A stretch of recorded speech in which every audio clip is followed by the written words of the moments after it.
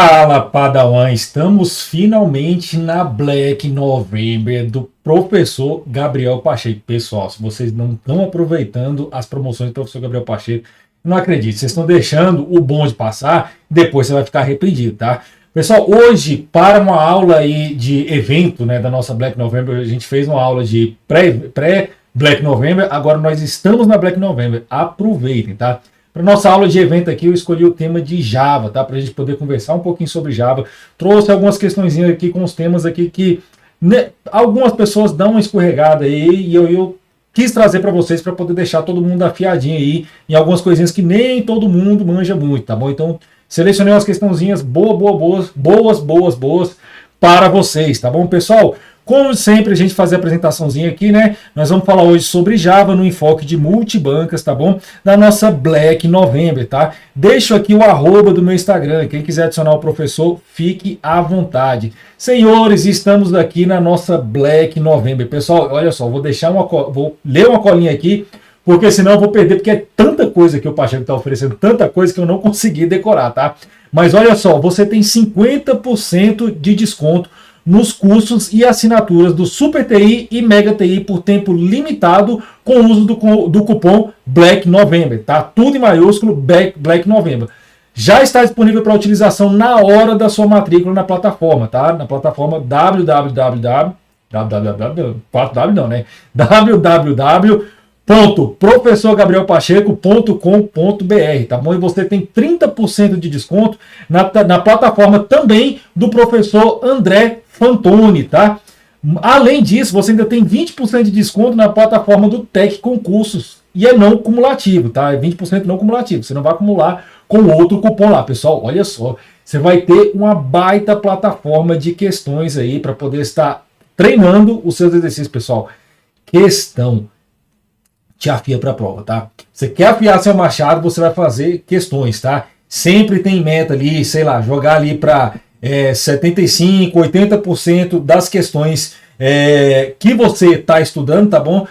Por cada disciplina você tem 75%, 80%. Jogar alto a meta ali para você chegar com a concorrência, bem na concorrência, tá? Você chegando um candidato assim forte na sua prova, tá? Aproveite aí, ó. Cara, você vai ter uma baita promoção com o professor Gabriel Pacheco, você vai ter uma promoção de 30% no professor André Fantoni e mais 20% do Tec Concurso. Cara, é muita coisa aí que o Pacheco está trazendo para vocês, tá bom?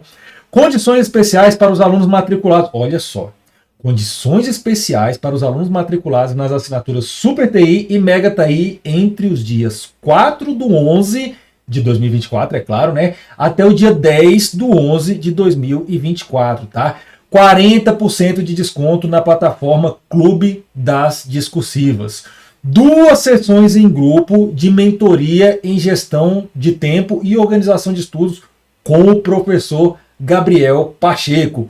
Uma palestra sobre gestão financeira para concursos. Pessoal, vai dizer, eu falo, o Gabriel é uma mãe, cara. O Gabriel não é um professor, não. O Gabriel é uma mãe.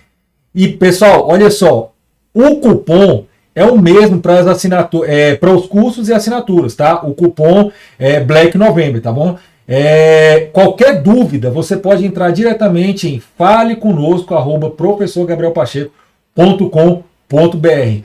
Recado dado, não deixem essa oportunidade passar, aproveitem, por favor, façam esse favor para vocês, tá? Recado dado, agora vamos para nossa aulinha, porque a gente tem bastante coisa para fazer. Ó, Black November linda, pessoal, aproveitem. Condições especiais até o dia 10 de novembro, eu falei para vocês, não vacila. Pessoal, olha só, nós temos aqui nossa primeira questãozinha aqui de 2024 do Sebrasp, que diz o seguinte: julgue o próximo item relativo ao controle de dados, compilação e engenharia de software. Programas em Java e em PHP podem ser tanto interpretados quanto compilados. Pessoal, tradicionalmente, PHP é interpretado e Java é os dois, tá? Java naturalmente é compilado e interpretado, vou estar mostrando para vocês, tá?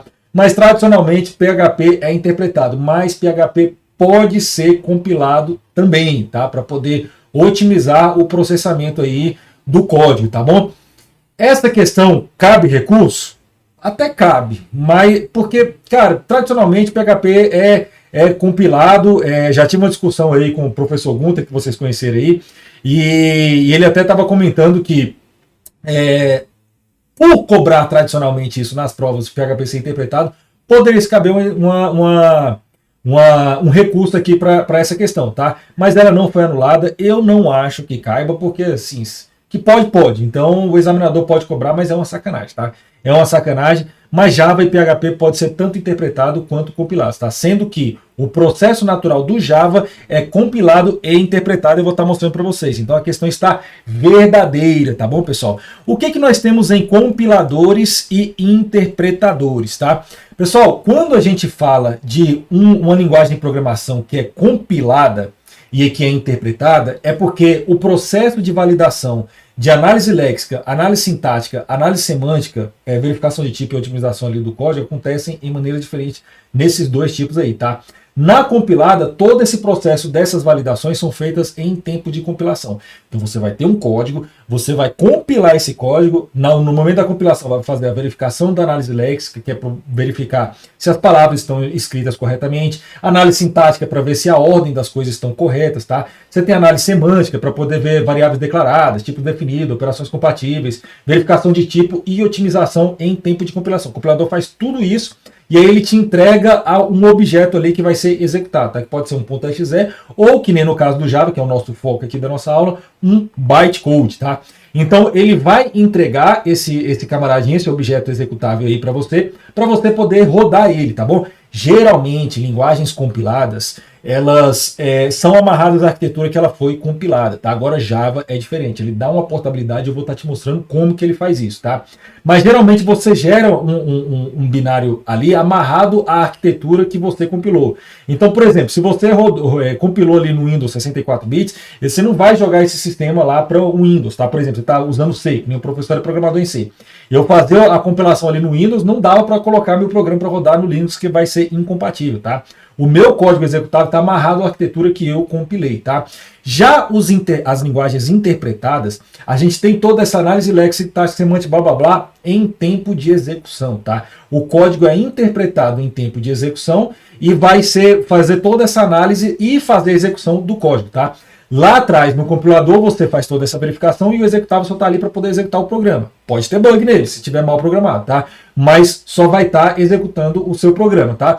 Já os interpretadores, eles fazem todas essas validações e executam o seu programa logo em seguida, tá? Então ele vai verificar as regras ali de análise léxica, sintática, blá blá blá, estão funcionando? Estão. Executa essa linha. Próxima linha, valida, tá funcionando? Tá, executa essa linha. Tá funcionando? Tá, executa essa linha. Então, em tempo de execução é que eles vão sendo analisados ali, tá? Então, por isso você pode dizer que, de maneira geral, claro que em comparação pode ser que uma pode ganhar da outra, inverter esse cenário que eu vou estar te falando, tá? Mas de maneira geral, os aplicativos que são compilados rodam mais rápido do que os interpretados. Por quê? Porque toda essa análise já foi feita em tempo de compilação, tá? Agora os interpretadores não, eles vão fazer essa análise em tempo de execução. É linha a linha, eles vão estar executando, tá bom? E ele não gera um executável. O script é interpretado e por isso tem uma portabilidade, porque cada sistema operacional tem o seu interpretador. Então ele vai interpretar o seu script e vai executando o programa, interpretando o seu script e executando o programa, tá bom? Então é isso que é a linguagem compilada e a linguagem interpretada. E Java, pessoal? Pois é, Java são os dois, naturalmente, tá bom? Então, Java, você tem os dois casos. Pessoal, o Java possui uma abordagem única em relação à compilação e execução, tá? Ele combina os dois aspectos de linguagem compilada e interpretada. Você vai ter aqui, ó, o seu programadorzinho aqui programando a sua classe .java lá, né, o seu código .java, ele vai passar por um compilador ali, o Javac, né, vai passar por um compilador que vai gerar um bytecode, tá bom? Um bytecode que vai ser o arquivo .class, tá? Esse bytecode é como um arquivo em linguagem de máquina em alto nível, tá? Então, ele vai ser uma linguagem ainda próxima da de máquina ali, só que em alto nível, que é o seu bytecode que está dentro de um .class, tá? O seu arquivo .class gerado é o bytecode da sua máquina, tá? Ou do seu programa. Esse bytecode só vai ser lido pela JVM, tá? Ele só vai ser lido pela JVM. O que é JVM? Java Virtual Machine. Então, você compilou, você tem o seu código ali no seu ponto Java ali, ele vai ser compilado e vai gerar um .class que é o bytecode. Esse .class vai ser lido pela JVM e aí ele é que... Aí assim, essa parte é a parte interpretada. É a hora que a JVM pega esse código de alto nível e vai interpretando ele e executando, tá? Por isso que o Java é portável, porque a JVM é de cada arquitetura. O bytecode gerado é um bytecode universal, tá? Toda JVM vai saber interpretar um bytecode. Então, você tem uma JVM para o Windows, você tem uma JVM para o Linux, você tem uma JVM para o macOS, você tem uma JVM para cada sistema operacional, e ele vai saber ler esse bytecode, tá? Então, o bytecode é um código interpretado, tá? É uma linguagem de máquina em alto nível, que ele vai ser interpretado, beleza? Então, por isso que o Java é portável, porque você tem o tempo de compilação, gerou o bytecode, a JVM vai ler e fazer rodar na sua máquina, tá? Você vai ter uma JVM amarrada à sua arquitetura, que vai ler esse bytecode e fazer rodar no seu sistema operacional, tá bom? Pessoal, outra questãozinha aqui de 2024 da CES Gran Rio. No processo de geração de código executável em Java, a etapa crucial que envolve a transformação do código Java em bytecode e o componente responsável por executar esse bytecode são respectivamente qual a gente acabou de ver. O processo para transformar em bytecode seria a compilação e o componente responsável é a JVM, tá? Mas nós vamos estar conversando aqui sobre essas outras informações aqui, tá bom? De JIT-Compile, JRE, agora aqui para vocês, tá bom? Pessoal, nós temos aqui também, quando a JVM carrega o bytecode, carrega o ponto class ali, ele vai interpretar o seu bytecode, que é o seu código de máquina em alto nível, tá? Só que ele pode compilar de novo na JVM, tá? Pode ter um processo de compilação de novo. O nome desse processo, o nome do compilador que tem na JVM vai ser o compilador JIT, tá? Que é o compilador Just in Time, é o compilador JIT, tá? O que ele vai fazer? A sua JVM vai ler e interpretar o bytecode. Aí ele vai executando linha a linha, convertendo em código de máquina para poder executar, interpretando e convertendo em código de máquina para poder executar no seu processador ali, né? Poder funcionar direitinho. Só que pode acontecer que alguns pontos do código, ele vai... E essa transformação é em tempo de execução, porque é a parte interpretada, tá? Toda vez ele vai linha a linha, executando, interpretando e transformando em código de máquina e executando ali o seu programa. Mas pode acontecer que em tempo na hora que ele está rodando o seu código ali, ele identifique alguns pontos quentes. O nome desses pontos quentes são os hotspots, tá? Hotspots, ó, deixa eu mostrar aqui para vocês, ó. Na execução, a JVM identifica os hotspots, tá? Para poder fazer a compilação do JIT, tá? Então, o que é isso? Tem um trecho de código ali que executa várias vezes, geralmente em laço de repetição. Laço de repetição você fica executando um trecho de código ali várias vezes. Nesses pontos, a JVM marca como um hotspot ali e ele vai compilar com o Just in Time aquele trecho de código, gerando um código em linguagem de máquina, amarrado à arquitetura do seu computador. E aí, na primeira vez, ele faz essa compilação e deixa aquele trecho de código ali compilado, guardadinho. Na segunda vez que você for executar o bytecode, ele vai interpretando os pontos do bytecode. Quando chegar nesse hotspot, ele já vai direto para o executável, tá? Então o executável que ele gerou ali para poder rodar aquele ponto, aquele hotspot, ele vai rodar ali para poder ser mais rápido, tá bom? Porque já está compilado, você não precisa ficar interpretando aquele código, ele já está compilado. Então ele vai para aquele ponto lá, roda ali direitinho e depois volta para o seu código tradicional, tá bom? Então isso é que é o JIT, é o nosso compilador Just in Time, beleza? Senhores, nós temos aqui uma sopa de letrinhas básica quando a gente fala de Java, tá? Que a gente fala do JDK, JRE e o JVM. O JVM, vocês já entenderam, é a especificação que provê um ambiente de execução, o qual o bytecode Java deve executar. Ele lê o código de Java e traduz para um código de máquina em tempo real, que é a nossa JVM, tá bom? Só que o JVM, ele está englobado por uma Java Runtime Environment. Quando você... como cliente, não como programador, você como cliente quer pegar um programa Java e fazer rodar no seu computador, o que você precisa fazer? Você precisa baixar a JRE do seu sistema operacional. O que é a JRE? A JRE ele vai ter um ambiente para poder executar o programa, o bytecode, tá? Então você vai pegar essa JRE, você vai baixar essa JRE. Dentro dele, da JRE, vai ter uma JVM para poder interpretar o bytecode. E junto com essa JVM vai ter um conjunto de bibliotecas que vão auxiliar a JVM a fazer todo o processo de interpretação e executar na sua máquina. Tá? Então você, como cliente, você baixa a JRE para poder executar um programa, tá? Então o JRE vai estar auxiliando aí a JVM, os pacotes, as bibliotecas que tem dentro da JRE vão estar auxiliando a JVM para poder rodar o seu programa, tá bom? Agora, você como desenvolvedor, você vai baixar o JDK, que é o Java Development Kit, tá? O que é isso? Pessoal, o Java Development Kit é um kit para desenvolvedores. Então ele vai ter ferramentas para desenvolvimento, além de também ter uma JRE lá dentro, tá? Porque quando você precisa desenvolver, você precisa do compilador, que aí ele tem dentro do JDK, que é o Java, que eu já mostrei para vocês, né? Você tem ferramentas para poder depurar o seu código, você tem bibliotecas para desenvolver, você tem documentação, você tem uma série de coisas que vai te auxiliar na sua programação. Esse é o Java Development Kit, tá? Java Development Kit. Esse é o JDK. Só que você não é um programador doidão, malucão, que programa, eu confio no meu código, ó, manda subir para produção direto. Você precisa testar. Para você testar, você precisa também do JRE. Por isso que quando você baixa o JDK do seu sistema operacional, ele já vem embutido nele a JRE do sistema operacional. Que aí na hora que você quiser testar, você consegue rodar o programa que você acabou de programar, tá? Você precisa da JRE para poder rodar. Então a JDK possui ferramentas de desenvolvimento, possui uma JRE embutida e a JRE possui a JVM com as bibliotecas auxiliares, tá bom? Senhores, agora vamos ver um pouquinho de código, tá? Peguei uma questãozinha de 2023 porque essa questão é interessante, ó. Justo porque, para quem não está acostumado com o código Java, pode estranhar essa sintaxe aqui, tá? Então, olha só.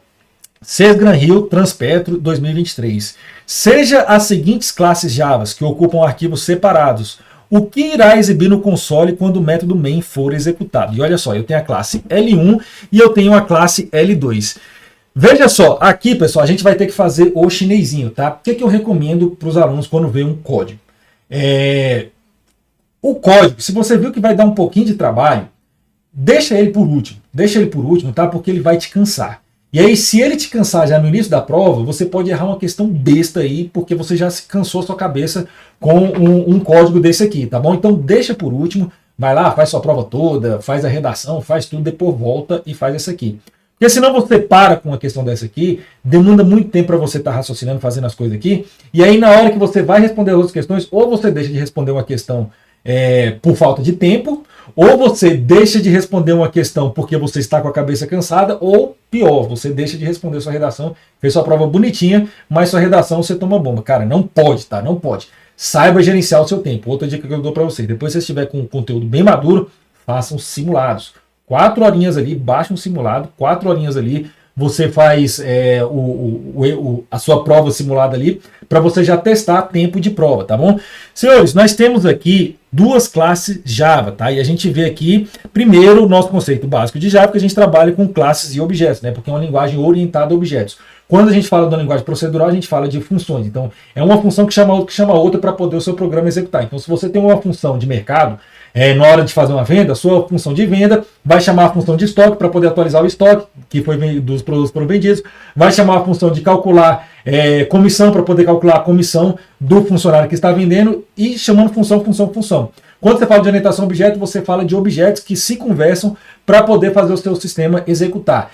E esse objeto, a planta dele é uma classe. A classe é como estrutura cada objeto em memória. Então a classe vai ter atributos que vão caracterizar aquele objeto e vão ter métodos, que são os comportamentos do objeto. E aqui nós temos um exemplo de classe aqui, com algumas características da orientação a objeto, que seria a herança. Quando você tem uma classe mãe, que você tem uma classe filha aqui, ela herda da classe mãe todas as características, todos os atributos e métodos dela. E ela pode sobrescrever alguns métodos aqui, dependendo do operador de acesso ali, né? De modificação. O operador de acesso mesmo, o modificador de acesso ali, você consegue estar sobrescrevendo um método ali, se ele for possível, e dando um comportamento diferente para as classes filhas, que é o chamado polimorfismo, tá, gente? Nessa questão aqui, cobra sobre polimorfismo, herança e classe, tá? Então, ou criação de objetos, né? Orientação a objeto básica. Então, a gente tem aqui a classe L1, ó, que ela vai ter 3 atributos A, B e C, que já está inicializando com um aqui. Esse aqui é o nosso método construtor. O método construtor é aquele método chamado quando a gente constrói um objeto. Ele vai fazer uma configuração inicial, tá? Você tem aqui 2 métodos aqui, ó, OPA e OPA, com um OPA com 2 parâmetros inteiros aqui e um OPA com 1 parâmetro inteiro. O que é isso aqui, pessoal? Isso aqui é cargas, tá? Sobrecarga. Quando você tem o mesmo método aqui, ó, com o mesmo nome, mas assinatura diferente, o que é assinatura? Eu estou passando parâmetro diferente aqui, ó, com 2 inteiros e um com um inteiro. Isso aqui é sobrecarga. Quando eu chamar OPA com um inteiro, ele chama o de baixo. Quando eu chamar OPA com 2 inteiros, ele chama o de cima, tá bom? Então, é assim que funciona. E nós temos esse camaradinho aqui, ó, que é o bloco inicializador. Para quem não está acostumado com Java, o bloco inicializador, primeiro ele inicializa as variáveis lá em cima, depois ele vai chamar o bloco inicializador para depois chamar o método construtor, tá? Para quem não está acostumado com linguagem, orientação a objeto programando em Java aqui, pode estranhar isso aqui, tá? Mas esse bloco inicializador ele roda antes do método construtor, tá? A classe filha é a classe L2. A classe L2 ela herda de L1. Como é que eu sei? Porque ele está dando extends L1. Então ele está herdando as características de L1, tá? Nós temos aqui o método construtor de L2. Quando a gente não chama explicitamente o método construtor da classe mãe, ele vai chamar implicitamente, tá? Então o objeto construtor default é aquele objeto construtor que não tem parâmetros. Então implicitamente ele está chamando esse método construtor aqui, ele está inicializando tudo que ele tem que inicializar da classe mãe para depois executar esse bloco aqui, que é o bloco, o método construtor da classe L2, tá? E você vai ter aqui, ó, um OPA. Um OPA vai ser uma outra versão aqui desse método OPA aqui. Pessoal, aqui ele não está fazendo sobrescrita, ele está fazendo mais uma sobrecarga, tá? Porque veja que eu tenho o mesmo nome de método com um parâmetro diferente. Eu tenho um parâmetro inteiro e um double. Então, se o OPA eu chamo com um inteiro só, vai chamar esse camarada. Com 2 inteiros, chamar esse camarada. Se chamar um inteiro com um double passando com parâmetro, chama esse camarada aqui, tá? E aí, pessoal, eu tenho o meu método main rodando aqui na minha L2. Esse é o meu método principal, que é onde a gente vai estar rodando nosso programa e ver qual que vai ser a saída dele para ver qual desses números aqui que vai estar aparecendo, tá? O que eu tenho aqui, ó? Eu estou criando um objeto L2, um OL2 aqui, dando um new em L2. Esse camarada aqui, ó, vai dar um new no próprio objeto aqui, tá? Ele vai chamar isso aqui? Não, primeiro ele vai instanciar a parte de L1. Eu falei para vocês que a primeira coisa que faz é isso aqui, ó. Primeira coisa, tá? Primeira. Então você vai ter os atributos aqui A, B e C, ó, fazer um chinesinho. Chinesinho é quando a gente simula em memória o que está acontecendo aqui no programa, tá bom? Então você tem um chinesinho aqui, ó, A, B e C começa com 1, tá? Começa com 1. Depois de inicializar aqui, ó, vai vir um bloco inicializador, que é esse camarada aqui, tá? A++ vai incrementar o valor de A, que vai ficar com 2. B-, vai decrementar o valor de B, que vai ficar com 0. E o C mantém com 1. Depois que finalizou isso aqui, vai executar o que está no método construtor. Então a terceira parte é essa aqui, ó. O que ele vai fazer? A recebe A vezes 2. A está com 2 vezes 2 vai me dar 4. B recebe B vezes 2. B está com 0, 0 vezes 2 vai me dar 0, né? E C recebe C vezes 2, tá? C está com 1, 1 vezes 2, 2. Depois que finalizou aqui, aí ele vai chamar o método construtor da L2. E L2 está me dando o quê? Está me dando C recebe C mais 2, beleza? C recebe C mais 2. Então, opa, C está com 2, vai ficar com 4, tá? Então, 4, 0, 4, valor de A, B e C. A próxima execução que ele vai fazer aqui, depois de construir meu objeto, ó, meu objeto já está instanciado aqui, e o meu estado final aqui do meu objeto está sendo esse aqui, ó, por enquanto, tá? E aí, o que ele vai fazer aqui, ó? Ele está pedindo para dar um systemout.println o resultado de A, OPA passando 2 inteiros. Quando você passa 2 inteiros, é esse camarada aqui que ele está chamando, tá? Então ele está passando 2 e 3. Então ele vai passar como parâmetro aqui 2 e 3. E aí, pessoal, esse 2 e 3 ele está jogando para o OPA com um inteiro só. Ele vai estar passando como parâmetro para a versão de OPA de um inteiro só. Então ele vai passar o 2 para cá e o 3 para cá, tá? E aí os valores de A, B e C aqui vão fazer parte dessa operação. O retorno dela é o que vai imprimir em tela nesse print aqui, tá? Então eu tenho o valor de A aqui, ó. O valor de A tá com 4. O valor de B tá com 0. E o valor de C tá com 4, tá? O valor de C tá com 4. Aqui é mais e aqui é mais. Menos OPA de 2. O que é o OPA de 2? É eu passar 2 como parâmetro para esse camarada aqui, ó. Esse de baixo aqui, ó, estou passando 2 como parâmetro para ele, tá? Quando passa 2 como parâmetro de x, ele vai retornar 2 mais 5, que é esse valor aqui, ó. 2 mais 5 vai me retornar o quê? 7. Então, ó, só apagar para dar espaço aqui. O OPA de 2 vai me retornar 7, tá? Vou colocar o 2 aqui em cima só para a gente poder marcar. E o 3 aqui em cima, que é o parâmetro que eu estou passando. O OPA de 2 vai me retornar 7, que é 2 mais 5 vai me retornar 7. Mais o OPA de 3. O OPA de 3 vai ser 3 mais 5, que vai me retornar 8, pessoal. Pessoal, 4 mais 4, ó, fazer aqui, ó, 4 mais 4 menos 7 mais 8, tá? 4 mais 4 vai me dar 8, do lado da esquerda aqui, menos 7 mais 1 vai me dar 1, então 8 mais 1, ó, menos 7 mais 8 vai me dar 1, tá? Menos 7 porque é o negativo aqui, ó, tem um número negativo, tá? Porque aqui, ó, negativo, tá vendo? Não é, cuidado. Negativo aqui, ó, menos 7 mais 8 vai me dar 1, e 4 mais 4 vai me dar 8, ó, que é essa operação aqui. 8 mais 1 vai me dar o quê? 9. 9 é o nosso gabarito, letra C de Charlie, beleza? Pessoal, eu peguei essa questão um pouquinho mais antiga só para a gente passar por um conceitozinho que tem gente que erra, casca de banana para muita gente aí, tá? Que é onde estão os objetos do Java. Para quem não tem costume aí, muitas linguagens de programação tem a história da heap space, que é um lugar especial lá que guarda os objetos, tá? Então, o Java aqui vai ter a heap space, tá? Então, nós temos aqui, ó, questão de 2017 da Fundatec. Analise o seguinte trecho de código Java, que tem o seguinte, ó, string builder SB recebe new string builder memória, aqui, ó, que está passando memória como parâmetro, né? sb.append, né, dá um ocupado aqui, e aí ele não interessa nada desse código aqui, né, porque o que ele está perguntando é o seguinte, em qual local da JVM armazenará a instância de SB? Pessoal, SB é um objeto, tá bom? SB é um objeto. E os nossos objetos ficam na heap space, tá bom? Ficam na heap space. Só explicando aqui para vocês, as nossas duas principais memórias que a gente tem aí é a heap space e a stack memory, tá? Nós vamos ter aí, pessoal, os objetos são criados dentro da heap space, tá? O espaço de memória é alocado em tempo de execução e a JVM automaticamente aloca e desaloca espaço dentro da heap space de acordo com o uso desses objetos, tá? Você vai ter a garbage collector, que quando esse objeto não está sendo utilizado, ele vai lá e coleta o que está em memória para poder limpar para você. Você não tem que ficar fazendo gerenciamento de memória, ficar apagando memória, terminou de usar o objeto, você apaga a memória, não. Você já tem a função da garbage collector que vai lá e tira aquele objeto de memória para você, tá? Você não precisa ficar preocupando com isso. E o stack memory vai ser uma pilha de memória da JVM lá, que vai estar guardando os frames de chamadas de métodos, tá? Ele vai guardar a chamada de cada método junto com variáveis ali de escopo ali dentro dessas chamadas de método também, tá? Eu vou estar te mostrando, essa teoria toda fica uma bagunça, né? Mas eu desenhei para vocês para poder ficar bonitinho e vocês entenderem como é que vai funcionar, tá? Ó, digamos que eu tenho um programa aqui que vai ser o seguinte, ó, eu tenho uma classe pessoa, tá? Pessoa tem um atributo nome, tem o meu método construtor pessoa, que eu passo o nome aqui para poder configurar o nome aqui, tá? E eu tenho um imprime nome, que ele só vai imprimir o nome, o valor que está dentro do nome, tá bom? E eu vou ter uma classe main aqui, ó, que ele vai ter o meu método main, que é o meu método principal. O que eu estou fazendo aqui, ó? Eu estou criando pessoa, dando new pessoa, passando Alice como parâmetro, então vai dar o nome de Alice para esse objeto, né? Pessoa.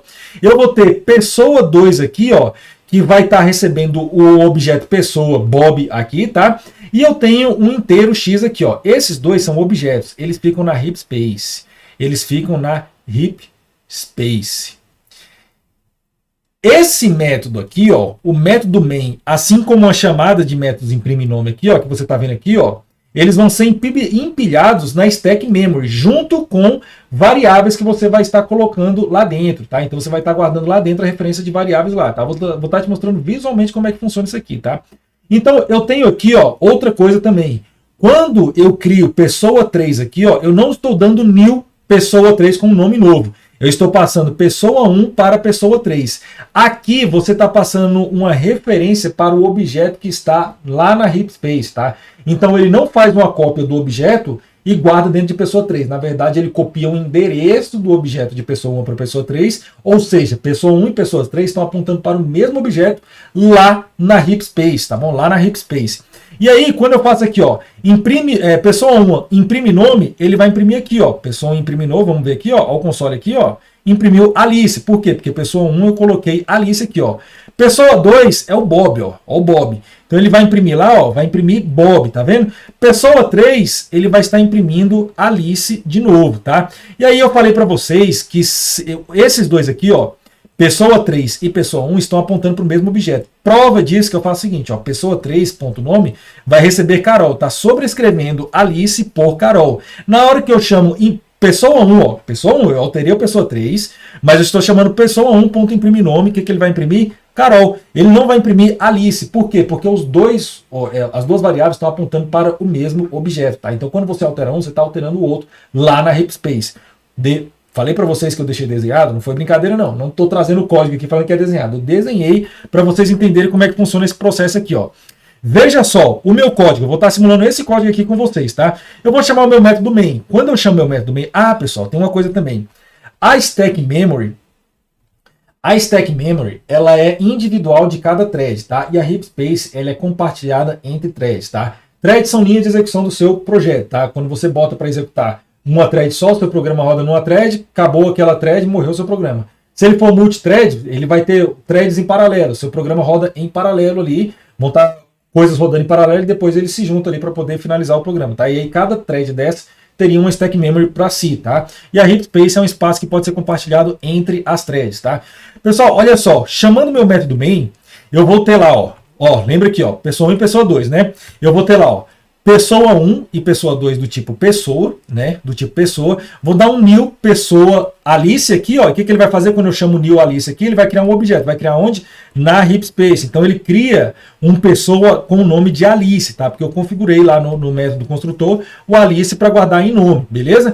Então o objeto tem um apontador para o atributo e tem um apontador para os seus métodos. No caso aqui, imprimir nome, esse imprimir nome vai saber que vai ter que chamar esse nome aqui, tá? Então eu tenho também pessoa 2 que vai dar new pessoa passando Bob como referência. O que ele vai fazer? Vai criar outro objeto lá, ó, Bob. E esse imprimir nome aqui vai saber que vai chamar esse nome aqui. Ele não vai chamar esse nome aqui, ó. Cada um no seu escopo, tá? Int x igual a 4, eu falei para vocês que variáveis que não são objetos ficam dentro da stack memory. Então ele está guardado aqui, ó. Esse camarada aqui, ó, tá guardado aqui. E esse pretão aqui, ó, que eu coloquei para vocês, esse blocão pretão que eu coloquei aqui, é a chamada do meu método main, tá? Então isso aqui é meu método main executando, tá? Então ele tá guardando aqui, ó, as variáveis de escopo aqui, né? As variáveis locais aqui, no caso, o x igual a 37. O que eu faço aqui? Pessoa 3 recebe pessoa 1. Pessoal, quando eu dou new pessoa 1 e new pessoa 2, essas variáveis estão apontando para esses objetos aqui, ó. Quando eu faço pessoa 3 recebe pessoa 1, esse pessoa 3 vai apontar para esse camarada aqui, ó, que é o mesmo que está apontando pessoa 1. Então eu tenho lá, ó, o pessoa 3 também apontando para pessoa 1. E aí eu vou chamar o nosso primeiro método, que vai ser pessoa 1.imprimir nome. Ele vai empilhar na stack memory e ele vai ter uma referência do this aqui para saber qual objeto que ele está referenciando. No caso é o próprio objeto aqui. Pessoa 1 está apontando para esse objeto. Então ele sabe que o atributo nome é Alice e o imprimir nome ele vai chamar lá o systemout.println imprimindo Alice, tá? Então na hora que eu faço imprimir nome ali, ó, o que ele vai fazer? Imprime Alice. Pessoa, e aí vem executor, ó, é uma pilha. Você executou, terminou a execução, ele desempilha, tá? Aí ele volta para o método main. Na chamada do método main lá, a próxima linha é o pessoa 2.imprimir nome. Então o que ele vai fazer? Ele vai imprimir o Bob, porque pessoa 2 está apontando para essa pessoa aqui, ó. Está guardado em nome, é o Bob, tá? Eu vou ter a próxima linha, ó, terminou a execução do método, desempilha. Terminou a execução do método, desempilha. Chamou pessoa 3.imprimir nome. Como pessoa 3 está apontando para esse camarada aqui, ele também vai imprimir Alice, tá? Ele também vai imprimir Alice. E aí na próxima linha a gente faz uma atribuição de pessoa 3.nome para Carol. Então esse camarada aqui, ó, vai ser trocado. Esse objetozinho aqui, ó, vai ser modificado. O que era Alice vira Carol, tá? Então eu troquei para Carol. Carol é o novo nome no que estava o objeto de Alice, tá? E aí lembra que pessoa 1 e pessoa 2 estão apontando para o mesmo objeto. Quando eu chamo a próxima linha aqui, ó, ele vai chamar pessoa 1.imprimir nome. Pessoa 1 está apontando para esse objeto. Como os dois estão apontando para ele, ó, ele modificou Carol para os dois, tá? Porque os dois estão apontando para o mesmo objeto. Na hora que ele chama o imprimir nome lá, ó o que vai aparecer aqui, ó, Carol, porque os dois estão apontando para o mesmo objeto. Pessoal, terminou, desempilha. Terminou o nosso método main, desempilha também. Esses camaradas ficam soltos, marcados para a morte. Para a morte. Eles vão dessa para uma melhor, tá bom? Eles vão ser marcados para serem deletados. E aí na hora que a nossa garbage collector passa aqui, ó, opa, mandou para o espaço, entendeu? Libera a memória para você estar utilizando para uma função futura, tá bom? Pessoal, outra questãozinha aqui, questão de 2024 da CES Gran Rio. Em linguagem de programação Java, polimorfismo é o quê? Relacionado apenas à alteração de valores de variáveis durante a execução do programa, não tem nada a ver. Relacionado apenas à sobrecarga de métodos, onde várias versões do mesmo método podem ser definidas na mesma classe, não apenas, tá? Mas também. Então, apenas aqui é que matou nossa questão, tá? Relacionado apenas à capacidade de ocultar a implementação de um método em uma classe filha, tornando acessível apenas na subclasse, não tem nada a ver, tá? D. A capacidade de uma classe estender múltiplas classes pai simultaneamente. Pessoal, quando nós falamos de Java, não tem essa de estender múltiplas classes pai. Java só tem herança única, tá? E você não tem herança múltipla em Java, beleza? Questão, letra E aqui. A capacidade de uma classe ter várias formas, permitindo que um objeto seja tratado como uma instância de uma subclasse base ou qualquer uma de suas subclasse. E o nosso item está aqui, ó. Essa é o nosso item mais correto aqui da nossa questão, né? Gabarito, letra E, de eco. Polimorfismo, pessoal, nós temos duas formas de polimorfismo, tá? Uma seria a sobrescrita e a outra seria a sobrecarga, tá? Quando a gente tem uma herança aqui, ó, a gente pode ter uma sobrescrita. Então veja aqui, eu tenho uma classe funcionário que ele vai ter nome, salário, blá blá blá. E ele vai ter o salário aqui, ó, que quando eu tenho um calcula pagamento, ele só vai retornar o valor de salário. Esse é o funcionário base, tá? Mas eu tenho um garçom na minha empresa, que ele é um camarada que ele não recebe somente salário, ele recebe salário mais comissão. Então o que eu vou fazer? Na hora que eu chamo o método calcula pagamento aqui, ele não vai me retornar só salário, vai retornar salário mais a comissão. O nome disso é polimorfismo, porque eu herdei, garçom herdou todas as características de funcionário, só que o comportamento do calcula pagamento aqui é diferente, tá? Aqui a gente está tendo uma sobrescrita, tá? Sobrescrita. Sobrecarga é quando a gente tem várias assinaturas de método para o mesmo método, tá? Então eu tenho o mesmo método somar aqui, ó, só com assinatura diferente. Esse passa 2 inteiros, esse passa 3 inteiros, esse passa 2 doubles, tá? Então qual corpo de método vai chamar vai depender do parâmetro que você está passando aqui, tá? Se passar 2 inteiros, vai chamar o primeiro, se passar 3 inteiros, vai chamar o segundo, se passar 2 doubles, vai chamar o terceiro, tá bom? Então é assim que funciona o polimorfismo. Nós vamos ter a sobrecarga, que vai ser o overload também, tá? Dentro de uma mesma classe, há mais de um método com o mesmo nome, mas com assinaturas diferentes. E a sobreposição, que seria o override, que é reescrever um método com um comportamento diferente. Mas o nome sobreposição, mais o nome, mesma assinatura, com comportamento diferente, tá? Aqui é tudo igual, comportamento, parâmetro, tudo igual, só que, você tem o mesmo nome, a mesma assinatura, só que o comportamento é diferente por causa da sobreposição, tá? Que é a sobrescrita, né? Que é quando você tem a herança, tá? Só que tem uma coisa aqui, tá? A decisão de qual método usar vai ser feita em tempo de execução, tá? Isso aqui é chamado de late bind, tá? Late bind, tá? Ou vinculação tardia ou vinculação dinâmica, beleza? Pessoal, e tem como eu travar para minha classe não ter um late bind, tá? Eu vou ter alguns modificadores de acesso que travam o late bind, que são os static bind, tá? Quando você está fazendo static bind.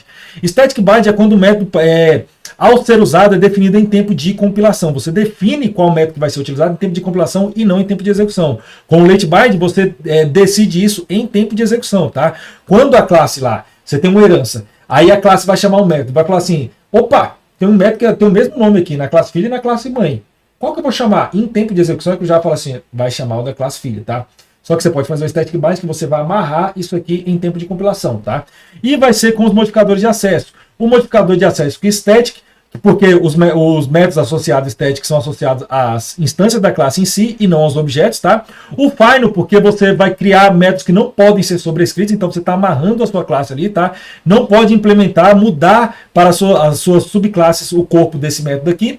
E você tem o private, tá? Porque o private, se você só tem acesso na própria classe, você não pode estar modificando ele em classes filhas, tá? Então, o método privado não são acessados por outras classes, nem mesmo pela subclasse, tá? Você vai ter uma melhor performance, porque a definição já foi feita lá em tempo de compilação, e na execução é conhecido com o método já utilizado, tá? Você não vai ter em tempo de execução o cara decidindo, a JVM decidindo qual método que vai utilizar, porque em tempo de compilação já foi definido isso aí, tá? 2 desses camaradas aqui dá erro até no tempo de compilação, tá? E o outro não vai dar erro, mas vai estar vinculando aí a execução em tempo de execução, tá? Qual método que vai chamar. Quando eu chamo método estático, que é esse camarada aqui, ele não compila, tá? Então, eu vou ter, ele compila, mas ele não dá erro, mas ele não vai chamar o método filho. Então, tem a classe A com public static void olá, lá, que vai estar imprimindo aqui, ó, oi, sou A. Ele vai imprimir isso. Esse aqui está amarrado a essa classe, tá? Não aos objetos dessa classe, está amarrado à classe. E eu vou ter B que estende A. E ele está tentando sobrescrever aqui, ó, o método olá. Aqui, quando fosse chamar, era para chamar oi, eu sou B. Mas por ele ser estético aqui, você está fazendo um static bind, tá? Você está amarrando, por ser estético aqui, tá? Você está amarrando aqui a essa classe aqui, não permitindo que haja uma sobrescrita, tá? Veja que no meu método main, eu tenho A primeiro e A segundo. No primeiro eu dou o new A e no segundo eu dou o new B. Então você tem versões do A aqui sendo um objeto A e um objeto B aqui para o objeto segundo. Então primeiro ponto olá que ele vai apresentar o oi, eu sou A, obviamente, né? O primeiro ele é o new A aqui, ele vai imprimir o resultado desse método aqui. Agora o segundo, que era para imprimir esse aqui, ó, não vai. O que ele vai fazer? Ele vai imprimir oi, eu sou A, porque aqui você amarrou a esse método aqui, esse comportamento, tá? Você não está amarrando ao objeto, está amarrando a classe. Então aqui ele não vai imprimir o oi, eu sou B. Você amarrou esse método aqui a essa classe aqui e ele não pode ser sobrescrito, tá? Quando você declara como final, você não permite que o método seja sobrescrito. Então, na hora que você vai tentar compilar o mesmo código, só que agora eu modifiquei aqui com final, não com static. Na hora que você for compilar, ele vai dizer que B não pode ser sobrescrito em A, porque ele é final, tá? Então, ele já está dando um erro de compilação aqui para você, tá? Se o método é privado, ele não pode ser nem acessado pelo método da classe filha. Então, ele também não vai compilar, tá? Está dizendo que o método tem acesso privado e você não pode acessar ele na classe filha, beleza? Pessoal, questão de 2023, fresquinha aí do CNU, tá? Um programador criou um método Java que recebe como parâmetro um inteiro maior ou igual a zero e retorna um inteiro cujos dígitos têm suas posições invertidas em relação ao inteiro recebido como parâmetro, conforme os exemplos apresentados a seguir. Então, caso essa função receba 1, 2, 3, 4 como parâmetro, ela retornará 4, 3, 2, 1. Caso a função receba 1, 0, 0, 0, retornará 1, porque 1, 0, 0, 0, quando inverter vai virar 0, 0, 0, 1. Os 0 à esquerda são omitidos, né? Então você vai retornar só 1, tá? E caso a função envie 8, ele vai retornar 8, tá? Qual método de execução, qual método executa o que foi especificado? Então, qual método que vai fazer essa inversão? Nós temos o A aqui, ó. O que ele vai fazer? Ele vai receber um número aqui, ó. Vamos simular lá com 1, 2, 3, 4, que é o que ele colocou aqui, ó. 1, 2, 3, 4 vai retornar 4, 3, 2, 1. Então, o que ele vai fazer aqui, ó? Ele vai retornar, ele vai entrar com 1, 2, 3, 4, aqui, tá? 1, 2, 3, 4, ó, 2, 3, 4, tá? E aí ele vai ter uma pilha, aqui, ó, stack é pilha em inglês, tá? Então você tem um stack aqui de inteiros, tá? Você vai estar guardando inteiros. Que ele vai estar dando um new stack integer aqui. O que ele vai fazer? Vai fazer um do while, ele vai repetir isso aqui enquanto num for maior do que 0. O valor de num tá com 1, 2, 3, 4 inicialmente. Isso aqui é num, ó. Num. Tá com 1, 2, 3, 4 inicialmente, tá? Deixa eu só passar esse traço aqui em cima aqui. 1, 2, 3, 4 inicialmente, beleza? Você vai ter outra variável aqui dentro, ó, que é o resto, tá? Você vai ter o resto. E você vai ter essa pilha aqui, ó. Pilha. Vamos colocar a pilha aqui, ele vai ter um comportamento diferente, tá? Pilha, beleza? Então você vai ter o resto e pilha, tá? Pessoal, o que ele está guardando aqui, ó? Int, resto, vai receber num %10. Isso aqui é um módulo de 1, 2, 3, 4 aqui, 1234. Tá? Um módulo é o resto da divisão. Então, se eu tenho 1, 2, 3, 4 aqui, dividido por 10, o que eu vou ter aqui, ó?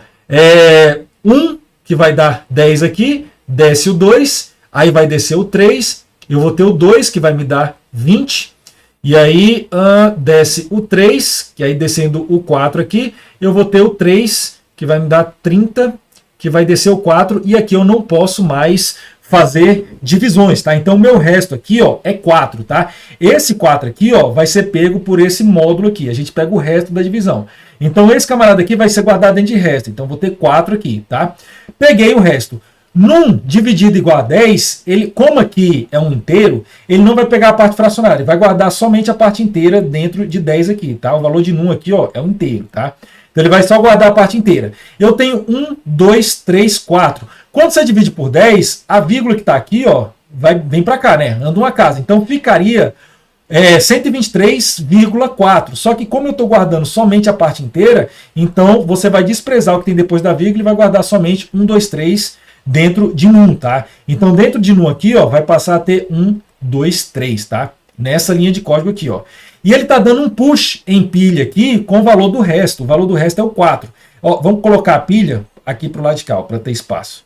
Pilha. Então, na minha pilha aqui, ele está empilhando o 4. Empilhou o 4, tá? Empilhou o 4.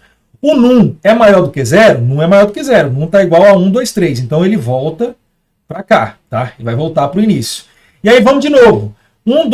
Resto recebe num percent 10. Então, agora ele vai dividir 1, 2, 3 dividido por 10, ó. Vai me dar 1 novamente, né? Que vai me dar o 10 aqui. Desce o 2, desce o 3, que vai me dar 2, que vai me dar 20 aqui. Desce o 3, agora eu não consigo mais dividir, o resto da minha divisão é o 3. Então esse 3 vai ser guardado dentro do resto, da variável resto, tá? Que é essa linha de código aqui, ó. Guardou dentro da variável resto, é um módulo de 1, 2, 3 por... módulo de 1, 2, 3 por 10. Vai guardar o 3 ali, tá? E o num, novamente, dividido por 10. Dividido por 10, a vírgula que estava aqui vem para cá. Como é um número inteiro, você despreza a parte da vírgula e guarda só a parte inteira. Então, num vai passar até 12 aqui, tá? Num é maior do que 0? Então volta para o início aqui, tá? Isso aqui a gente está fazendo chinesinho, simulando em memória o que está acontecendo no nosso código aqui, tá? Então, você vai ter o 12 dividido por 10, ó. 12 dividido por 10 vai ser 1, que vai me dar o 10 aqui, ó. Que vai me dar o 2 aqui embaixo, e eu já não posso mais dividir, o meu resto aqui é o 2. Então, opa, eu esqueci de empilhar. Na nossa última linha aqui, ó, a gente tinha que ter empilhado essa parte daqui, ó, esse resto. A gente empilhou o 4, agora a gente tem que empilhar o 3. Foi mal, pessoal, foi mal. Nessa linha aqui, eu tenho que empilhar o 3, tá? Pessoal, ó, tinha esquecido, hein? Dá um like nesse vídeo, pessoal. Dá um like no vídeo. Pessoal, a gente tá aqui fazendo um conteúdo de qualidade para vocês. A gente não merece um like, não é possível. Dando uma promoção dessa para vocês da Black Novembro, não é possível, gente. Dá um like aí no vídeo. Se inscreva no canal do professor Gabriel Pacheco, não deixe de se inscrever, pois você vai ter conteúdos como esse e de outros professores, inclusive com o grande mestre e professor Gabriel Pacheco, tá? Aproveite conteúdos de graça aqui no canal do professor Gabriel Pacheco, se inscreva no canal, dê o like no vídeo e coloca aquela moralzinha aqui, dá um comentário aqui para dizer se você está gostando ou não da live, tá bom? Pessoal, vamos lá para continuar aqui o nosso código, que a gente ainda tem coisa para ver pra caramba. Empilhamos aqui o 3 e passamos lá para cima, tá? Então nós estamos com o 12, né? Então 12, onde é que a gente estava? 12 dividido, aí vamos... Tínhamos empilhado esse aqui que era o último, né? Aí 12 dividido por 10 vai me dar o quê? 1,0, como eu vou desprezar a parte depois da vírgula, vai ficar somente 1, né? Vai ficar somente 1 aqui. E aqui o resto era o quê? O resto aqui era o 2, né? Que é esse camarada, ó. Tô esquecendo de anotar o chinesinho. Esse camarada aqui, ó, que é o 2, que é o nosso último resto que deu aqui, tá? Então o 2 está aqui. E aí na nossa última linha aqui a gente vai empilhar o que está no resto, que é o 2. Então a gente empilhou o 2 aqui, ó. Beleza? E aí por último aqui, o num ainda é maior do que 0, você vai voltar para cá, tá? Voltando ali para cima, ó.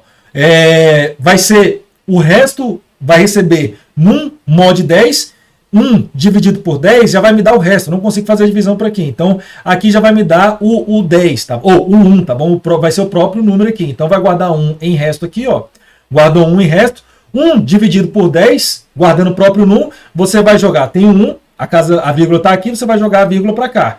E aí vai ficar 0,1. Mas como a gente só guarda a parte inteira, então vai guardar somente o 0. Então o num aqui, ó, vai ficar com 0, beleza? Vai ficar com 0 e nossa pilha aqui, ó, vai imprimir o que está em resto, que está sendo 1 aqui, ó. 1, beleza? Imprimiu o resto em 1. Pessoal, num é maior do que 0? Não. Num agora é igual a 0. Então nós não vamos mais executar novamente o nosso do while. Aqui vai sair e vai vir para esse camarada aqui. O que ele está fazendo? Ele está percorrendo de i igual a 1 até que pilha esteja vazia, tá bom? Até que essa pilha aqui esteja vazia, ele vai fazer i vezes 10. Veja que, geralmente, quando a gente faz aí um for, a gente incrementa de 1 em 1. Aqui não. Ele está multiplicando de 10 em 10, tá? Para poder dar o resultado da nossa operação. O que ele vai fazer aqui, ó? Ele vai fazer num tá com 0, ó. Num tá com 0, que é o último resultado que tinha aqui, ó, tá vendo? O num tá com 0. Pessoal, esse num aqui vai receber mais igual o pop, o valor que está na pilha, que é o pop aqui, que seria o do topo aqui, vezes i, tá? Aqui na nossa primeira execução, o i está com 1, tá bom? O i está com 1. Então, o pop de 1 aqui, o que ele vai fazer? Ele vai fazer num, que está com 0, vai receber o pop da pilha, que é o 1, que é o primeiro elemento aqui, ó. Ele vai apagar e retornar para cá, tá? Na nossa operação, e multiplicar por i, que é 1. 1 vezes 1 vai me dar 1. O 1 vai ser guardado dentro de num. Então, o 1 vai ser guardado dentro de num, beleza? Fechou. Vamos voltar porque a nossa pilha não está vazia. Ainda tenho 3 elementos aqui, ó. Tenho 3 elementos, tá? Então, o próximo elemento, o que ele vai fazer? Ele vai dar pilha.pop, ele vai pegar o 2, tá? Então, ele pegou o 2 e jogou na nossa operação aqui, ó. 2 vezes, só que a próxima operação, ó o i aqui, ó. Vamos guardar o valor do i aqui também para a gente não perder, ó. O i aqui, vamos colocar o i aqui do lado, ó. Aqui é a nossa memória oficial, né? Não vamos vacilar, tá? Aqui é a nossa memória oficial. O i está aqui, ó. O i na primeira iteração estava com 1. Agora foi i, recebe i vezes 10. Agora está com 10, tá? Ó, vamos repetir, só para vocês não se perderem. Que o professor fez um negócio atropelado aqui, ó. Aqui era 3, 2, 1, né? Na nossa pilha. 3, 2, 1, tá? Para a gente não se perder, tá? Então, quando a gente veio para cá, tava com o 0 aqui em 1, tá? E aí, ó, guardando o valor de i. Na primeira iteração de i tá com 1, né? Que foi na hora que eu inicializei aqui, ó. I tá com 1, tá? Aí o que eu vou fazer? Eu vou fazer o pop da minha pilha é isso aqui. Vou fazer o pop, eu vou pegar o valor de 1, colocar aqui, multiplicar por quê? Por i. O i é esse camarada aqui, ó, tá com 1, beleza? 1 vezes 1 é igual a 1. E aí vai guardar dentro de num, tá? Guardar dentro de num. Então eu vou ter 1 aqui dentro de num, tá bom? Fechou? E aí a gente vai voltar aqui para a próxima iteração, porque a pilha ainda não está vazia, tá? E aí na próxima iteração, o 1 vai receber 1 vezes igual a 10. Então o i vai passar a ser 10, tá bom? Vai passar a ser 10, ó. O i está passando a ser 10, tá? 10. Aí ele vai fazer o quê? Pop na pilha. Ele vai pegar o valor 2 aqui, ó. O 2 ele vai jogar para cá, vai dar um pop, vai apagar ele da pilha, né? E multiplicado por i, que é igual a 10, tá? Igual a 10. 2 vezes 10 é igual a 20. E aí, 20, pessoal, mais igual ao valor que está dentro de num. O que está dentro de num é 1. 20 mais 1 vai me dar o quê? 21, beleza? Você já está vendo onde é que isso vai dar, né? Já está vendo. Beleza. O que ele vai fazer? Pilha não está vazia, volta lá para cima. Só que ele vai multiplicar o i por 10 de novo. Então agora vai ficar 100, tá? Vai ficar 100. Num vai receber num mais o valor de num, que é 21, mais igual, né? Mais igual o pop da pilha aqui, que é o 3, tá? O 3 multiplicado por 100. 100 vezes 3, 300. 300 mais 21, 321. Então vai ter 321 dentro de num, tá? A pilha ainda não está vazia, ainda tem o 4 aqui, ó. O que ele vai fazer? Ele volta de novo lá para poder executar. E aí o i vai receber i vezes 1000. Ou i vezes 10, que vai me dar 1000, né? Vai me dar 1000. Então, o valor de num tá 321, mais, que é o mais igual, né? O pop aqui, que é o 4, tá? Que é o 4, multiplicado por i, que é 1000. Multiplicado por o i, que é 1000. 4000. Vezes, mais 321, mais 321, vai me dar 4.321, beleza? E aí ele vai me retornar aqui, ó, porque agora a minha pilha está vazia, tá? Enquanto minha pilha não estiver vazia, a pilha está vazia, ele vai retornar o último valor de num, tá? O último valor de num é 4.321, retornou aqui, tá? A minha entrada era 1.234, 1, 2, 3, 4. A minha saída é 4.321, 4, 3, 2, 1. Então nós já achamos nossa função aqui, ó. Qualquer número que você passar aqui, ele vai inverter e jogar para o final, tá bom? Pessoal, finalizamos aqui, já achamos o nosso gabarito. Não vamos questionar com a questão. Se você quiser validar para ver se as outras questões estão erradas, vocês vão ver que é o seguinte, que nas outras questões aqui, ó, por exemplo, na questão B aqui, ó, ele não está lidando com pilha, ele está lidando com fila, tá? Ele não está lidando com pilha, ele está lidando com fila. Então, isso aqui não vai funcionar no algoritmo. O algoritmo tem que funcionar com pilhas, tá? Se você fizer com fila, você vai fazer 1, 2, 3, 4, ele vai enfileirar lá 1, 2, 3, 4. Na hora de desenfileirar, ele vai virar 1, 2, 3, 4. Vai dar na mesma, tá? Então, aqui, ó, também ele está utilizando a fila, tá? Query é fila, dá errado. Aqui também é fila, query também é fila, dá errado. E aqui, pessoal, o que ele guarda na pilha não é o resto, ele guarda um num. Então aqui vai dar super errado, vai dar um número enorme se você executar esse algoritmo aqui, tá bom? Não vou fazer com vocês porque eu quero fazer essa questãozinha aqui com vocês, tá? Porque essa questãozinha aqui, você olha aqui, você fala assim, que lá merda, né? que o examinador fez aqui, né? A mulher dormiu de calça na noite anterior, ele resolveu lascar com minha vida aqui nessa prova. Só que calma, pessoal. Calma, porque a questão é super tranquila, tá? Super tranquila. O que tá cobrando aqui, ó? Ele tá cobrando, ele tem uma classe main aqui que vai estender de thread. Então você tá transformando essa classe aqui numa classe que pode ser executada em thread. Eu falei para vocês que threads são linhas de execução do seu programa. Se você tem um programa multithread, você separa a linha de execução em duas ou mais, tá? E aí você vai ter execuções em paralelas e depois elas podem emendar, tá bom? E aí você vai ter aqui, ó, a nossa classe main, né? Que vai estar estendendo de thread aqui para poder o main poder ser uma thread, tá? E aí eu vou ter o meu método main aqui, que é o meu método principal. Eu vou instanciar um objeto do próprio main aqui, ó, que vai ser uma thread, que ele vai dar um new main, tá? Quando eu chamo thread.start, ele vai chamar esse método aqui, ó, o método run da minha thread, tá? Ele vai chamar o método run. E eu vou ter um for aqui, ó, que é da minha thread principal, tá? Isso aqui é da minha thread principal, aqui ele startou uma thread nova, tá? Essa thread está vindo desse objeto aqui, tá bom? E essa execução aqui, ó, é do meu método principal, do meu método aqui, tá? Aqui dentro, no meu método principal, o que ele está fazendo? Ele está fazendo k de 1 até que 1 seja menor ou igual a 5, ele vai dar um k mais, está incrementando de 1 em 1. E ele vai imprimir a, o valor de k, e vai dormir, botar a thread para dormir, 1.100 milissegundos, tá bom? Na minha thread paralela, que ele startou aqui, ó, o que ele vai fazer? Ele vai fazer um for aqui, ó, quando ele inicia, ele já bota para dormir, ó, 700. Ele já bota para dormir os 700 e depois é que ele vai imprimir B com o valor de K. O K também é de 1 até 5. Então, vamos fazer a linha de execução disso aqui, ó. Nós vamos ter duas linhas, nós vamos ter duas linhas de execução, tá? Duas linhas de execução, tá? O da thread principal e o da thread secundária. Vamos chamar aqui, ó, quer ver? Essa aqui vai ser a thread T1 e essa aqui vai ser a thread T2, tá? Então aqui vai ser T1 e aqui vai ser T2, tá bom? Em T1, vamos fazer a execução de T1 primeiro, que tá mais fácil aqui, ó. Em T1, o que ele faz? Ele já inicia a thread aqui, ó, imprimindo A com valor de K, que no caso aqui é 1, tá? Então, aqui inicialmente, no tempo 0, ele já vai imprimir A1. Então, ele vai imprimir A1 aqui, ó, imprimiu A1. Ele vai dormir 1.100 milissegundos. Então, aqui, ó, é tempo 0, tá? Em 1.100 milissegundos, ele vai imprimir A2, que é o valor que está em K aqui agora, tá? Que é no meu segundo looping, tá? Então, ele vai imprimir A2, imprimiu A2, tá? Mais 1.100 milissegundos que ele botou para dormir, vai dar 2.200 milissegundos. Ele vai imprimir A3.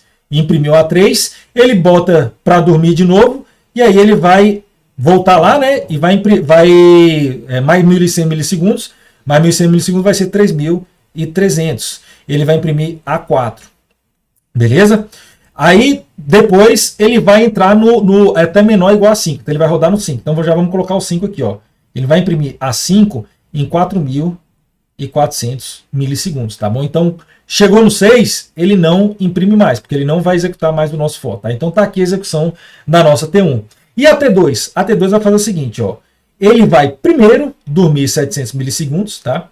Dormiu 700 milissegundos, então, ó, no T0 ele dorme primeiro aqui, ó, 700. Vai estar mais ou menos aqui, ó, 700. Dormiu, vamos colocar em cima, por padrão, né? 700 milissegundos, o que ele vai imprimir? B1. Imprimiu B1, que é o que está o valor de K aqui, ó. B1, que é a inicialização, certo? B1. Dormiu mais 700 milissegundos, 77, 14, né? Vai ser 1.400. 1.400 vai ser depois de 1.100. Então vai ser mais ou menos aqui, ó. 1.400. Porque vai ser depois de 1.100, tá?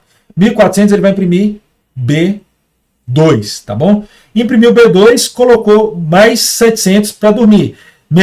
Mais 700, ele vai ser 2.100, né? 2.100. Então vai ser antes de 2.200, tá? Bem pouco pertinho aqui de 2.200, do tempo 2.200 milissegundos, você vai ter aqui, ó, 2.100. E ele vai imprimir B3. E aí, ele vai imprimir mais 700 milissegundos. Então vai ser 2.800. 2.800. E ele vai imprimir B4. Beleza? Imprimiu B4, ele vai dormir mais 700 milissegundos. Que vai me dar o quanto? 3.500. Então vai imprimir 3.500 aqui, ó. Ele vai imprimir o B5, tá? E aí acabou a nossa thread B2 aqui, tá? 3.500 antes dos 4.400, então encaixamos tudo certinho. Pessoal, agora é brincar de zigue-zague aqui, tá? Zigue-zague não, ligar os pontos, tá? O primeiro é A1. A1, ó. Vamos colocar aqui, ó. A1. Depois vai para B1. B1. Depois vai para A2. A2. Depois vai para B2. B2. Depois vai para B3, antes de A3, tá? B3. Desce para A3. A3. Depois você vai ter B4. B4. E aí você desce para A4. A4. E aí você sobe para B5. B5. Você desce para A5. A5. Tá aqui o nosso gabarito. A1. Quem começa com A1? Esse começa, esse começa, esse começa. Então não vai ser esse aqui, nem vai ser esse aqui. O próximo é B1. B1 é esse e esse. Então não vai ser esse aqui. Não vai ser a letra A. Depois A2. A2. Fechou. B2. B2. Fechou. Depois B3. B3 é só esse aqui. Vamos conferir o resto? A3. B4. A4. B5. E A5. Fechamos o nosso gabarito. Letra C de Charlie. E aqui eu só mostro a parte teórica para vocês, que é a questão da thread. A thread é quando você divide o seu fluxo de processamento, tá? Para você bifurcar ele, depois você pode estar juntando aí. Isso é para você, por exemplo, digamos que você tenha, sei lá, milhares e milhares de registros. Aí, se você colocar numa thread só, digamos que um registro demanda 1 segundo. E você tem 1000 registros, você vai demandar 1000 segundos. Se você colocar em 2 threads, esse tempo vai dividir pela metade. Mais ou menos, né? Vai depender ali da concorrência também da sua máquina com outros programas. Mas digamos que vai dividir pela metade. Então ele não vai demandar mais 1000 segundos, ele vai demandar 500 segundos para poder executar essa mesma quantidade de registros. Se você dividir por 4, vai dar 250 segundos para poder registrar, processar esses 1000 registros. Então o Threads é isso, para você paralelizar o processamento do seu programa, tá? E depois você pode estar juntando eles, tá? Como é que você faz para poder implementar uma thread? Estendendo a classe thread, que foi o que a gente fez, tá? Ou implementando a interface runnable, tá? E aqui eu tenho um exemplo para vocês, ó, de estender na classe thread, que aqui, no caso, o que você vai ter que criar? Você vai ter que criar um método run aqui, que quando essa thread for chamado o método start, ele vai chamar o que está dentro de run, tá? Então, nesse caso aqui, ó, eu estou criando uma thread T aqui, que é desse tipo aqui, né? Minha thread T. E aí, o que ele vai fazer? Na hora que eu chamo t.start, ele chama o método run da minha thread, tá? E no caso, ele vai imprimir essa thread, é uma thread que está executando. Veja que aqui não tem nem como eu te provar que tem uma thread em paralelo, tá? Mas se você colocar aqui, ó, eu fiz um código similar ao que está no exercício ali, tá? Se você colocar isso aqui num compilador, num compilador online. Ah, pessoal, outra coisa também, dica para vocês, tá? Melhor maneira de aprender programação é programando, tá? Então, esses códigos que eu estou mostrando para vocês aqui, todos eles eu codifiquei e executei para poder mostrar esses exemplos aqui para vocês. Então pode rodar que eles vão funcionar, tá? Se você colocar esse código aqui para rodar, você vai ver que ele vai estar botando para dormir ali um número aleatório de 500 milissegundos para as threads e vai estar imprimindo o valor do ID de cada thread ali e você vai ver ele executando algo similar a isso aqui, ó. Opa! Similar a isso aqui, tá? Não vai ser igual, por quê? Porque isso aqui é um número randômico, tá? Ele está pegando um número randômico, multiplicando por 500, que vai ser o tanto que a sua thread vai dormir.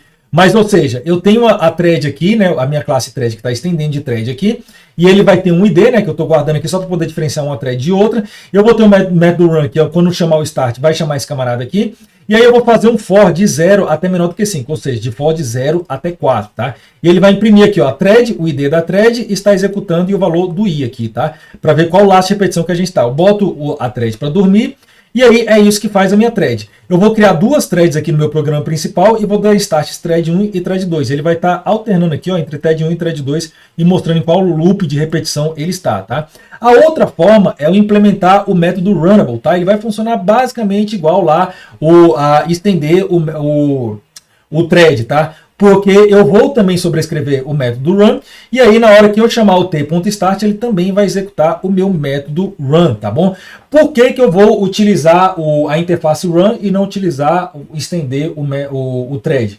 Porque eu posso estar precisando estender de outra classe, e eu não tenho herança múltipla em Java, então eu vou implementar o método, a interface runnable, para eu poder estender outra classe, tá? Que aí eu não precisaria estender duas classes, fazendo uma thread e estendendo outra classe. Então o método run seria melhor nesse caso, tá bom? E aí eu estou mostrando aqui para vocês alguns métodos importantes aqui quando você está falando de thread, tá? Que é o método start para poder iniciar a thread, que ele vai chamar lá o método run, tá? O join, que é quando você tem threads bifocadas, ele vai chamar para esperar a thread em questão terminar para poder voltar para a thread do meio, tá? Então, por exemplo, você tem uma thread aqui que chamou outra.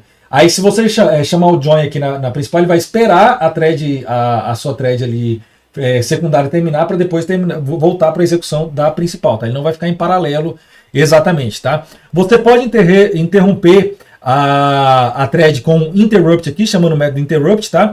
E você pode verificar se a thread foi interrompida com o isInterrupt, tá? Ele vai retornar verdadeiro ou falso. E você pode estar setando a prioridade aqui com o set priority, tá? Que pode ser prioridade 1 a prioridade 10 aqui, que seria a prioridade máxima, tá? Para poder dar uma prioridade e o seu sistema dar uma prioridade maior para uma thread em detrimento à outra, tá bom? Então esses são os principais controles. E ó, para poder fechar aqui, vamos ver a questão de 2023 que diz o seguinte, ó, considerando o trecho de código a Java precedente, que no caso é esse aqui, só para poder caber eu joguei aqui embaixo, tá?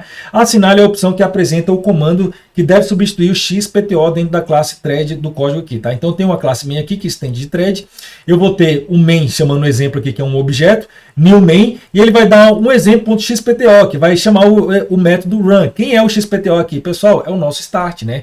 Nós acabamos de ver, então o nosso gabarito aqui é letra A de alfa. E lembrando mais uma vez, não se esqueçam da nossa Black November, tá? Não percam essa oportunidade. Pessoal, é sempre um prazer estar aqui com vocês. Espero que vocês tenham gostado aí da aula.